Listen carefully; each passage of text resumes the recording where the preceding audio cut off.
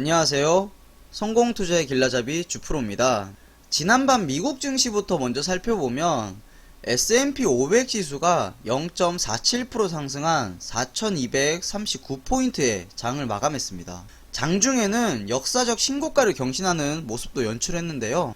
5월달 CPI가 상승했음에도 불구하고 시장에서는 이런 현상을 일시적이라고 판단하면서 주가를 끌어올렸습니다. 여기서 CPI가 뭔지 간략히 설명드리겠습니다. CPI는 영어로 Consumer Price Index의 약자인데요. 한국말로는 소비자 물가지수를 뜻합니다. 뭔가 익숙한 용어죠. 우리가 그동안 많이 접했던 물가의 두 가지 지표가 생산자 물가지수랑 소비자 물가지수로 구분됩니다.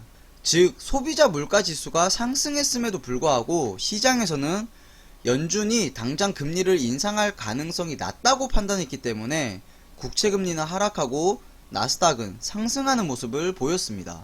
이유가 뭐냐? 이유는 4월달 CPI 발표 당시의 학습효과 덕분에 이번달 물가지표 전망치가 상회했음에도 불구하고 투자자들이 놀라지 않은 것으로 보입니다.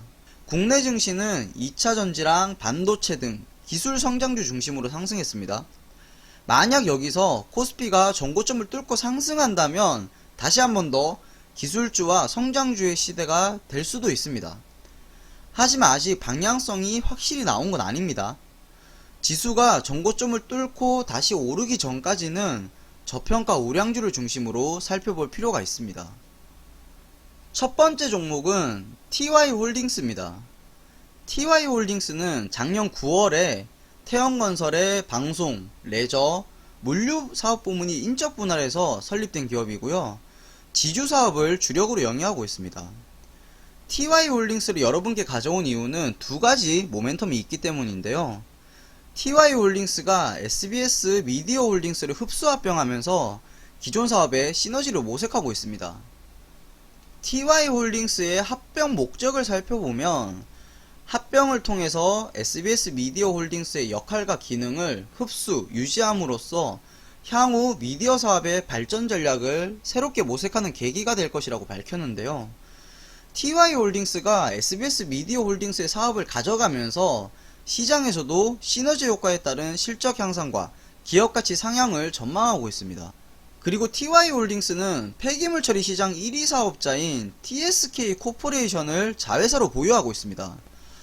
앞으로 TY홀딩스 입장에서 폐기물 처리 사업은 캐시카우 역할을 할 가능성이 농후합니다. 작년 기준으로 TY홀딩스 매출의 약 71%, 그리고 영업이익의 약 80%가 TSK 코퍼레이션 환경사업에서 발생할 정도입니다.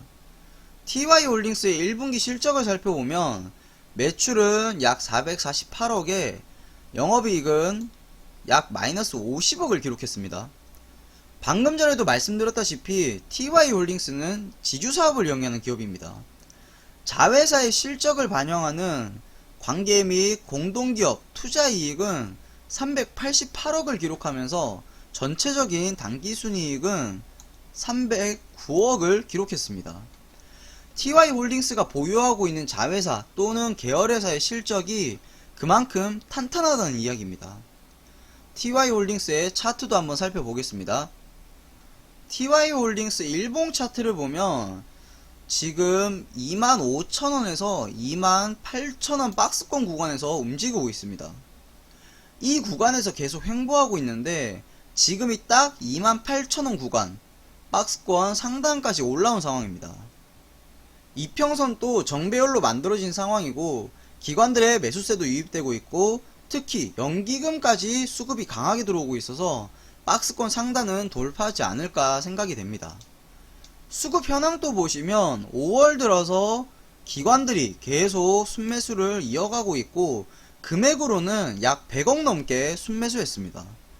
사실 TY홀딩스의 주봉을 봤을 때는 상장 이후로 한번 쭉 밀렸다가 다시 반등이 나왔는데 28,000원 구간을 돌파하지 못하고 계속 옆으로 횡보하는 중입니다. 그런데 지금 다시 한번 저항 라인까지 왔습니다. 월봉상으로 보면 지금 저점을 완벽히 뒤덮어주면서 추세를 상승 추세로 바꿨습니다. 지금이 상장 당시 가격까지 왔기 때문에 충분히 차트상으로는 올라갈 수 있을 것으로 보입니다. 다만 TY홀딩스는 오랫동안 횡보를 지속했던 종목이기 때문에 조금 더 인내가 필요할 수도 있습니다. 상승 가능성이 충분한 종목이지만 단기적인 관점보다는 호흡을 길게 가져가시는 게 좋을 것으로 판단됩니다. 두 번째 종목은 펄어비스입니다. 펄어비스는 게임 개발이랑 퍼블리싱 사업을 영위하는 기업인데요. 대표 게임으로는 검은 사막이 있고요. 이제는 한국을 넘어서 북미랑 유럽, 일본, 러시아, 대만, 남미 등 글로벌 대부분 지역에서 서비스를 하고 있는 기업입니다. 펄어비스의 대표 게임인 검은 사막과 글로벌 슈퍼카인 부가티가 콜라보를 시작한다고 합니다. 서로 어울리지 않을 것 같은 한국 게임 회사와 프랑스 자동차 회사 만남의 접점에는 양사의 엔진 기술력이 한몫을 했습니다. 사실 마케팅 포인트보다는 검은 사막이 그 정도의 브랜드 파워를 가지고 있다는 점이 주식 투자에서 중요한 점으로 보입니다. SK증권에서 발간한 기업 분석 보고서를 살펴보면 펄어비스의 올해 1분기 실적은 매출은 약 1000억에 영업이익은 약 130억으로 시장 예상치를 하회하는 실적을 기록했습니다. 이유는 크게 두 가지인데요. 북미와 유럽 매출이 일부 이연 인식되는 게 있었고, 두 번째는 게임 업계의 인건비 도미노 인상으로 인건비가 증가한 점이 원인으로 작용했습니다. 단기적인 실적은 예상보다 낮았지만 대작인 검은 사막에 이어서 올해 출시 예정인 붉은 사막의 모멘텀을 감안했을 때는 장기적으로 투자할 가치가 있다고 전망하고 있습니다. SK증권에서 추정한 올해 실적을 살펴보면 매출은 약 6,100억에 영업이익은 약 1,650억을 예상하고 있고, 내년 영업이익은 약 2,860억으로 실적이 퀀텀 점프할 것으로 추정하고 있습니다. 그럼 펄어비스의 차트도 한번 살펴보겠습니다. 펄어비스의 일봉 차트를 보시면 올해 초에 ETF 편입 이슈로 상승했다가 눌림목 구간을 거쳤습니다. 그러다가 액면 분할 이후로 계속 하락하는 모습을 보였는데요. 지금은 지지라인을 만들어줬고 이평선을 딛고 올라왔기 때문에 앞으로 상승할 가능성이 있어 보입니다.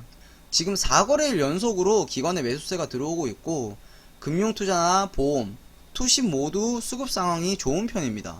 수급 현황을 살펴보면 5월 대부분을 기관이 순매수했고 금융투자나 보험, 투신이 꾸준히 매집하는 모습을 확인할 수 있습니다. 게임 섹터에서 3N을 제외한 대장주 중에 하나이기 때문에 기관들의 러브콜을 계속 받고 있는 모습입니다. 주봉상으로는 지금 55,000원 구간을 강력한 지지라인으로 형성하고 있습니다. 지지라인을 딛고 옆으로 횡보 중인데 20주선을 돌파하게 되면 앞으로 추세가 더 좋아질 가능성이 농후해 보입니다. 월봉도 보면 월봉상으로는 작년 12월에 급등한 후로 하방으로 이탈하지 않고 옆으로 계속 횡보하고 있습니다. 이거는 더 이상 밑으로 내리지 않겠다는 차트 모양인데 흐름을 종합해 봤을 때 5월선을 계속 딛고 올려줄 가능성이 있습니다. 다만 펄어비스는 게임주기 때문에 증시와 게임물 규제에 영향을 많이 받습니다. 게임물 규제 정책에 따라서 주가 급등락이 심할 수 있습니다. 그리고 대표 게임이 하향세를 보이거나 신작이 흥행에 실패했을 때 매출이 급감하는 경향이 있습니다. 게임주는 단순히 실적이 좋다고 접근해서는 안됩니다. 게임 산업 전반에 대해서도 공부하실 필요가 있습니다. 증시가 찔끔찔끔 상승하면서 정고점 부근까지는 왔지만 아직 방향성은 확실히 정해진 게 아닙니다. 지금 시점에서 증시를 예단할 수는 없다는 이야기입니다. 주식성공TV 구독하셔서 성공 투자하시길 바라겠습니다. 댓글과 좋아요로 여러분이 잘 시청하고 계신지 말씀해 주시면 감사하겠습니다.